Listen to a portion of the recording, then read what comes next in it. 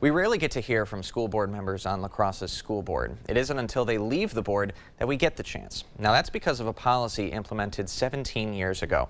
Tonight, News 8 Now's Dua Israr introduces you to two former board members speaking out about that policy.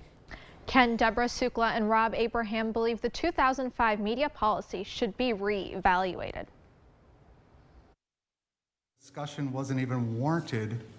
Speaks volumes. If checks and balances exist to give everyone a voice, we never took away individuals' rights to their own voice. Then it doesn't explain why School Board President Juan Jimenez speaks for the entire school board.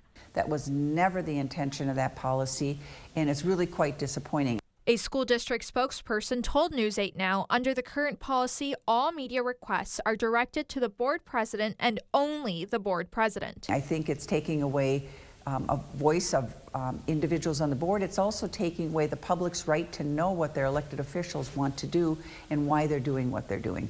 Deborah Sukla spent 17 years on the school board. Sukla says the board president was the sole spokesperson when a policy was decided by the board. We as a board needed to stand together and support it, no matter what side you stood on it. But prior to any policy passing, good government needs to hear diverse opinions around the table. Board members were able to discuss their opinions at board meetings and with members of the media. Why would the public vote for any of the board members if you don't even know what they stand for? When a school board rarely disagrees or has differing opinions, it runs into the possibility of becoming a rubber stamp board.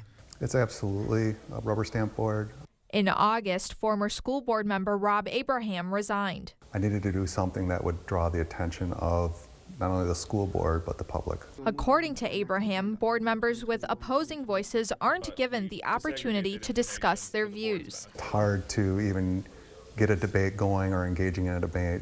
Anyone who has an opposing view will just completely be shut out. So while checks and balances are intended to give everyone a voice, it comes to the point where you feel as a board member where you're supposed to show up, smile, and vote yes. Under the La Crosse School Board's policy, taxpayers only hear one voice.